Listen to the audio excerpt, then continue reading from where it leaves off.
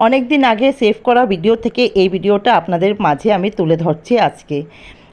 হনুমান জয়ন্তীর আগের দিন ছিল, চলে গেছিলাম তিনসুকিয়া। সেখানে গিয়ে নানান ধরনের বাজার করেছিলাম। সাথে দেখি কি হনুমান বাবার জয়ন্তীর উপলক্ষে এখানে সাজানো গোজানো হচ্ছে। দেখি এত সুন্দর লেগেছে, মনে হচ্ছিল না সেদিন মানে সাজাচ্ছে, মনে হচ্ছিল সেদিনই উৎসব।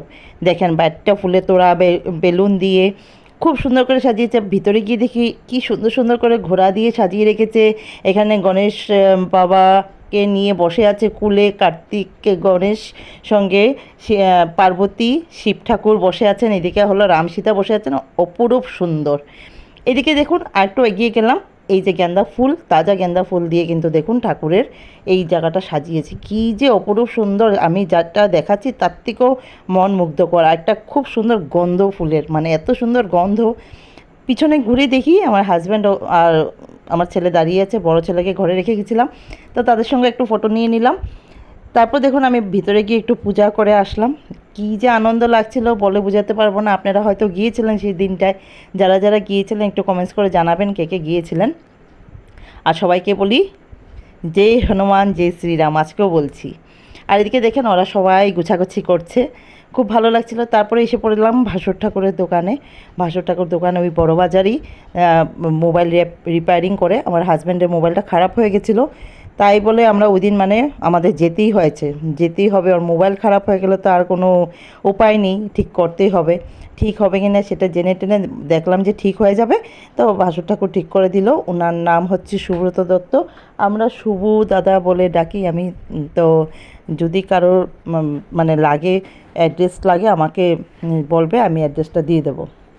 তো এদিকে দেখেন মোবাইলও বিক্রি করে। তো আমরা অনেক সময় এখানে আড্ডা টাড্ডা দিয়ে সঙ্গে মোবাইলটাকে ঠিক করে। আর এদিকে দেখেন জেঠুর দোকানে বসে চিপস খাচ্ছে বসে বসে। তো আমি বললাম সবাইকে দেবে নাকি, তো বলছে হ্যাঁ সবাইকে দেবে। তারপর আমি লাগিয়ে দিয়েছি দরজাটা। কেন কি লাগিয়ে দিয়েছি, ও বাইরে গিয়ে একদম বাইরে চলে যায়, মানে রাস্তার ধারে দোকান, বাইরে চলে যায়। তো এই বলতে বলতে দেখেন এদিকে মোবাইলটা ঠিক হয়ে গেছে। তারপর আমি একটা হেডফোন নিলাম, আমার হেডফোনটা দরকার ছিল, হেডফোনটা নিলাম, নিয়ে টিয়ে তারপরে কিন্তু আমরা নানান ধরনের গল্প করে ওখান থেকে আমরা বেরিয়ে গেছি। তো বেরিয়ে দেখেন রাস্তা দিয়ে আসছিলাম, সেই মন্দিরের সামনে দিয়ে আসছিলাম, আরও মন্দির সাজানো ছিল। এদিকে অনেক ফ্ল্যাগ বিক্রি হচ্ছিল, জয় শ্রী রাম লেখা ফ্ল্যাগগুলো বিক্রি হচ্ছিল। তারপর সেখান থেকে ঘরে চলে গেলাম। খুব চা মানে এটা হয়েছিল, তো চাটা খেয়ে ঘর থেকে বলছিল খুব খাওয়া দাওয়া করে যেতে, খাওয়া দাওয়া করিনি, অনেক দেরি হয়ে গেছিলো। আর গিয়ে দেখেন এই যে ভোপো নিয়ে আমার ছেলের ডান্স শুরু হয়ে গেছে বোনদের সঙ্গে। তারপরে তো মানে আমরা আসবো আসবো, তো মানে মা বলছিল খেয়ে যা খেয়ে যান, দেরি হয়ে যাচ্ছিলো, তাই আমরা এসে পড়েছি। আর দুই ভাই বোন টুনটুনি মাসি আর আমার শান্ত বাবার মানে একজনকে একজন ছাড়বে না, দুজনই মানে থাকবে, আরও আনন্দ ফুর্তি করবে। ওরা তো জানে না যে অল্প সময়ের জন্য গেছি। তো মায়ের দিকে খুব আদর করছে, বলছে ভাই থেকে যাও থেকে যাও, কিন্তু বড়জনকে রেখে গেছি, স্কুল আছে অফিস আছে, তাই আমরা এসে পড়েছি। আর দুই ভাই বোনের দেখেন আসবে না। তো যদি আপনাদের ভিডিওটা ভালো লাগে, ভালো লাগলে লাইক কমেন্ট শেয়ার করে অন্যকে দেখার সুযোগ করে দেবেন। আবার সবাইকে বলছি জয় শ্রীরাম জয় হনুমান। আর এদিকে দেখেন মা আমার জন্য পান নিয়ে বসেছে, আমি কিন্তু একটু একটু পান খেতে ভালোবাসি।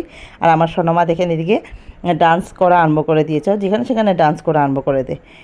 আর এদিকে টুনটুনি মাসির শরীরটা বেশি ভালো থাকে না, কী জানি হয়েছে, প্রায়ই ওর শরীরটা খারাপ থাকে। আশা করছি আপনাদের ভিডিওটা ভালো লাগছে। জয় গুরু।